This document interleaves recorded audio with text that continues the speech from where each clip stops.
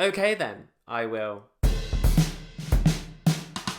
Don't forget to hit the notification bell for new videos. Hi guys, and welcome to the first ever Serial Sunday, where today we have an absolutely transtastic topic to talk about. I thought it would be fun on Sundays, to sort of talk about more sort of serious topics, but through my own personal weird lens. I mean, why not? A disclaimer.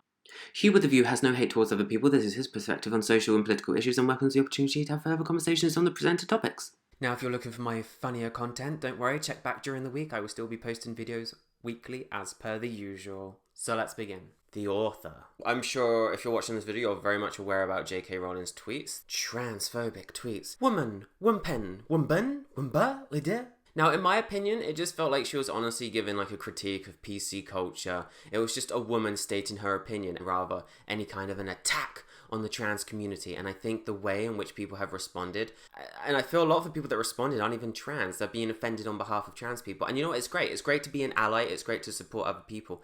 But a lot of people took it too far. Now, Hugh with a View, what made you want to chime in with your opinion? Well, because on Twitter, I met some trolls. The trolls. By nature, I'm a scientist, and we're a curious bunch. We're very much like a straight guy after a few glasses of wine. We're a bit curious, And so as a scientist, when I see something that I don't quite understand, I want to investigate to figure it out. And in this case, it's a very sort of social issue. Therefore, the only way for me to logically investigate is to, ask people, people who were offended by it when I didn't understand the uproar of the whole situation. Of course, I'm then going to ask people who were offended. Why do you feel this way? It's a very simple way for me to figure things out. And when I go on Twitter and I see people demonizing her and making her out to be some kind of massive demon and like spawn of Satan, it doesn't make sense. It just doesn't. All from a tweet where she was like, women, pen, bed. I didn't get it. I didn't. And so this brings me to the tweets. So I was scrolling through Twitter when I came across a terribly written article yet again. Pink News, looking at you, bruh. Sort your shit out, because this is messy. Someone decided to comment on this article and call her a bigot. And that's fine. Free speech, it's what we're all about. Absolutely have your opinion, and I will respect your opinion. However, I disagreed. So I wrote back that I disagreed. And why is she a bigot? I also made a point that I feel there are much bigger issues, I mean, sure, let's all rag on an author, but, gay people in Saudi Arabia are being killed every day, but, sure, okay. So the original person I replied to never replied in this entire situation, but someone else decided to come in. It's a public space. Sure, why not if you've got an opinion? But they decided to come in straight with like an insult, I guess? I mean, my hair is fabulous. Like, look at it. She recommended I make another video, so love you. Clearly I have a subscriber. Which reminds me to plug this channel. Make sure you like, share, and subscribe. Thank you very much. Love you. So as you can see from this next page, they blocked me, and I had asked her, do you think she's a bigot? Like, let's have a conversation. Block. And I even said that. I was like, well, she's blocked me. Little Miss Starter Wife. And by the way, if we're going to go for insults, the starter wife is never the finisher wife. Keep an eye on the secretary. And she blocked me after throwing several insults. So not only did she have any kind of point to make, she just wanted to throw an insult, block me. And I guess her blocking me was her way of winning. As you can see, I continued to tweet because I wanted to make my point clear. I didn't want people to think I was trying to have an argument or trying to make something happen or tried to get some kind of weird reaction from people. I didn't. I elaborated though and said that, I'm very eager to hear other people's perspectives. If you think she's a bigot, if you think she's a transphobe, let's have a conversation. Don't insult me, then block me. Oh boy. And then human rights aren't an opinion, you half-rotted walnut. First of all, skin is flawless, no walnut wrinkles here. I also do not endorse Kylie Jenner's walnut scrub. Bad. Bad, bad, bad. At this point, if you're coming into the conversation between me and now two other people, hopefully you would have read my previous comments. You would have seen how sincere I am. Like, I'm pretty sure I'm coming off as if I do just want to talk and, educate me if you believe I'm wrong. If you believe that JK Rowling is transphobic, talk to me. What's the point in coming in with another insult? And this person made a comment about human rights. I don't really know where that sort of came into the equation with regards to JK Rowling. So, I asked, if JK Rowling has said something like this, can you please show me? If you have any examples, please comment below. Said it 100 times and I'll say it 100 times again. I want to learn. I followed this up with a longer tweet saying about how, I knew about, the woman wumpen tweet.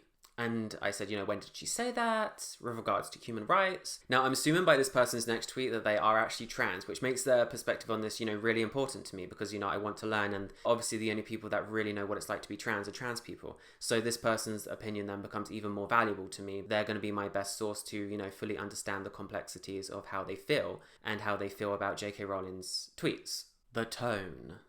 Twitter is not the best place to have a serious conversation at times. When you message a friend and you're being sarcastic, they can tell. When you message a friend and you're being serious, they can tell. Because you're friends, you have an established connection, they know how you are. But when it's some stranger on Twitter, they could misinterpret what I'm trying to say as me trying to troll or get a reaction. I think I said that before. However, all my other tweets, which continue to reaffirm my point that I'm trying to learn, surely it would be clear to them that I am genuinely trying to make a conversation with them about the issues. Tell me if I'm wrong, tell me if it came off differently, but I'm pretty sure I know how I came off. My perspective on this whole issue. I don't think JK Rowling was transphobic. I've said this before. I think, what is being transphobic?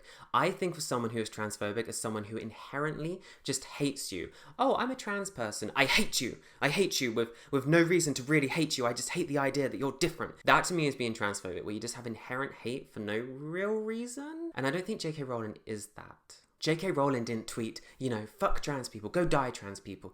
All she did was just didn't like the idea of that, a freaking, health article couldn't use the word woman. That's it. That's it. And you feel that's necessary for the entire social internet sphere to come down hard on her? Really? Because the thing is, the LGBTQ plus community is not about hate. Why is it acceptable for people in the LGBTQ plus community to sort of have this community formed so that people can feel as if they can be themselves, they can be in an environment which isn't full of, hate towards them or prejudice. It's an open, free environment of LGBTQ plus people all coming together. So why is it okay for people in that community to then give hate to someone who's given joy to millions and billions in the world over a tweet? That's not okay. The LGBTQ plus community does not stand for hate. That is both giving it to the community and the community giving it back to people. And again, these people that I've encountered on Twitter and the other people that I've seen do not represent everyone in the LGBTQ plus community. I've seen trans people who have talked openly about how they weren't offended by JK Rowling, and I've heard that people, and I've seen, that some people are offended, and that's fine. Be offended or don't be offended, but when someone is asking you your side, asking you why you're offended, so that I can understand how to sort of help further the trans cause, the furthering the sort of progress of the LGBTQ plus community, don't slam the door in my face. I said this in my last tweet, if we're not able to feel as if we can talk about these issues, how can we help in these issues? If you want people to be an ally for the trans community, for the LGBTQ plus community, how can I do that if I'm asking a question to understand your perspective? Door in my face. If you want, I could just sweep this all under the rug. I can just sweep trans rights, gay rights, go under that rug. Bad. Ta-da. The world is only full of straight people now. But no, we don't do that. We learn to listen to each other's side of view, even if we disagree.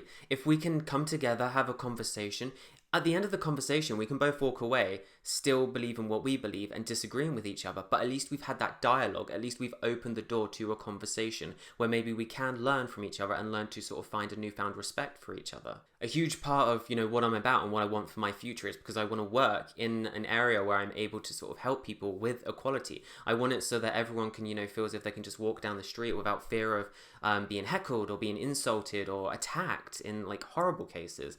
And so these replies to the tweets that I made were just completely unnecessary and just rude. And I'm not about rudeness. To Finn. Well, I hope you made it this far because we're at the end. I just want to thank you guys for watching so much. I really hope you enjoyed a more sort of laid back, chilled out Sunday of reflection and being serious.